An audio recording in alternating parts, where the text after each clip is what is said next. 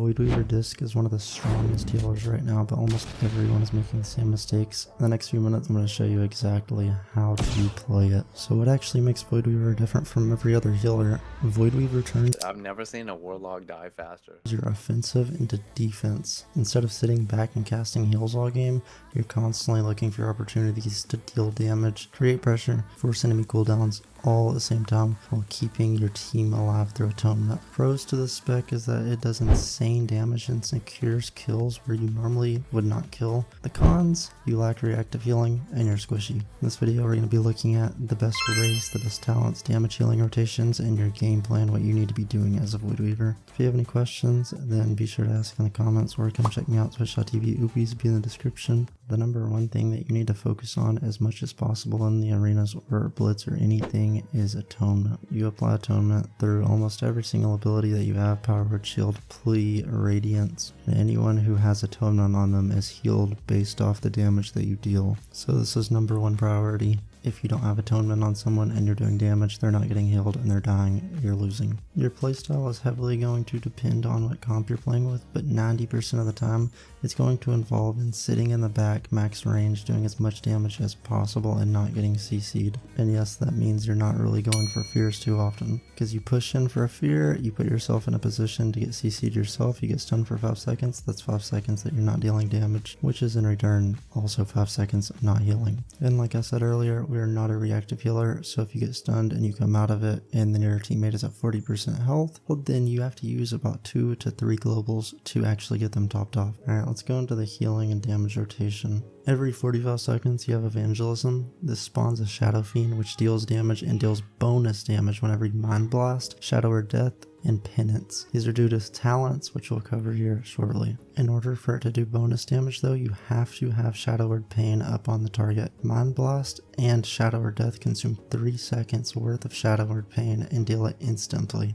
And they also make your Shadow Fiend strike your enemy as well for additional damage. Also Penance does the additional damage, but it does not consume any Shadow Word Pain. Meaning your Mind Blast and your Shadow Word Death with your Evangelism is your real big damage. The biggest mistake Voidweavers make is using Mind Blast into Shadow or Death. This does deal the biggest burst damage, but you are able to get kicked on Mind Blast and then you cannot Shadow or Death right after. So what we're going to be doing is putting a dot on them, Shadow or Pain into Evangelism, into a Shadow or Death for that instant damage guaranteed, and then you can go in with the Mind Blast into a Pennant. Even if you're able to get a triple cross CC go in 3s, then someone can trinket and interrupt you and you get no damage whatsoever. So this opener is going to be 100% better. Rather than just getting one trinket, you're getting multiple trinkets with multiple defensives. So a dot into Evangelism, Shadow or Death, Mind Blast into Penance. Now, there is a way to get a little more damage even, but it's a little riskier. A lot of people don't know about this. I don't know if it's working as intended, so I'm not sure if it's a bug or not. I do not think it is. Others think it is. Whenever you Mind Blast, you get an ability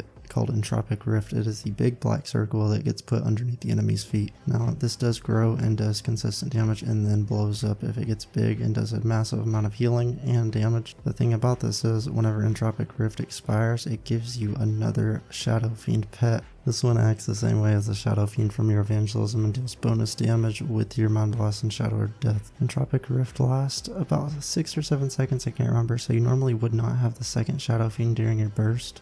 But a little trick you can do is after you Mind Blast, you can actually use a macro to cancel Aura Entropic Rift. That will blow the rift up and spawn your additional pet. So then your Shadow or Death will deal crazy damage, and then your Penance will deal a little bit more damage. So what that would look like is a Shadow or Pain dot into Evangelism, Mind Blast, cancel Entropic Rift into a Shadow or Death and Penance. This does make for some insane burst, but the drawback is you no longer have Entropic Rift that will explode, hitting for about 80k, dealing massive atonement healing. The reason being is because your Entropic Rift has to build up to actually hit that hard, and you're just canceling it instantly. You can also use this macro in case you have an Entropic Rift out, which is big, and then you get CC'd and you need reactive healing during that stun, or right then and there. That's it for your opener and for the burst rotation every 45 seconds. Other than that, you're just going to keep Shadow or Death and Mind Blast and Penance on cooldown. And especially make sure your Penance is on cooldown, because that is going to proc your Void Shield, which is some of the only healing that you actually have. And then the other only healing you have is whenever your Flash Heal gets turned into Shadow Mend. Your Shadow or Pain as a chance to make your flash heal go into Shadow Mend. So that's also another reason you need to keep it up on all targets at all times. For your cooldowns, like I said, you do not have much reactive healing whatsoever, so Pain Suppression is pretty much your only other cooldown.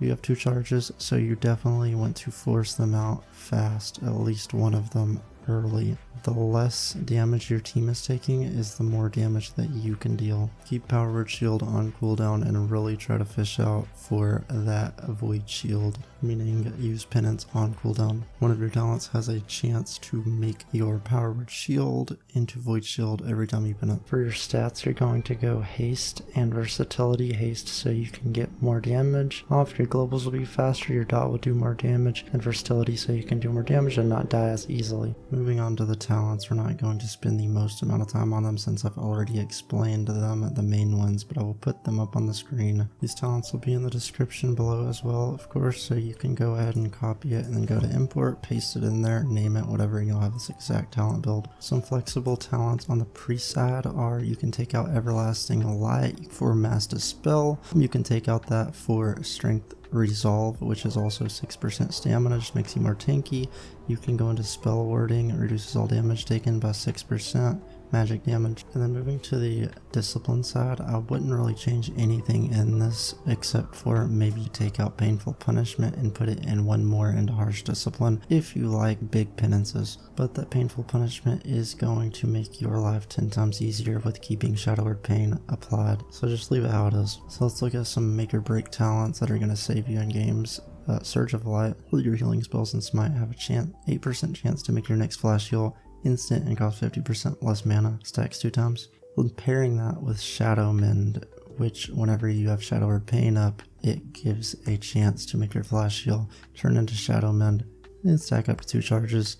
But this is going to do insane healing. You can take somebody from 20% to 80%. You just nearly top somebody with this ability, especially because it goes in and is based off your other talents, which increase your healing from shadow abilities by 15%.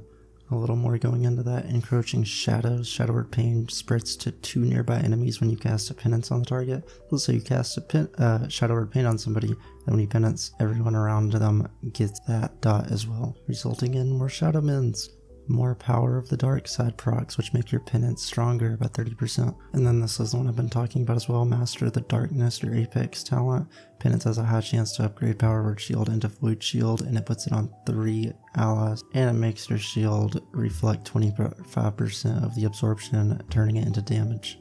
And then we've already been talking about these talents for the entire video, but Mindbender, Death's Torment, Expiation, and Inescapable Torment. Those are the talents that are going to make your Mind Blast and Shadow Word Death deal insane damage, especially on Evangelism. PvP talents real quick are Ultimate Radiance when 100% locked in, Inner Shadow, you want to make sure you're in the shadow form so you deal 10% more damage, and Atonement Healing. And then the third talent is Flexible between Trinity, which I always run almost all the time, and then Phase Shift if you're good with it. If you're not, I don't recommend it until you start getting good. And then you can try out Dark Archangel. Alright, we're gonna look at some 3's gameplay real quick here, and I'm gonna show you what we're doing. What I did wrong here, because I actually did this opener completely wrong.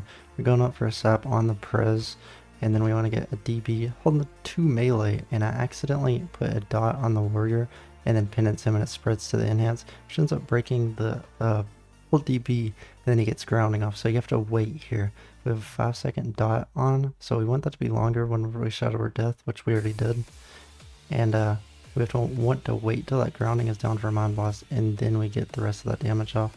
And just from that we got Prez Trinket, little time dilation, and then we're switching Prez. We're trying to kill him, but he is a Prez evoker, so he doesn't go down just yet.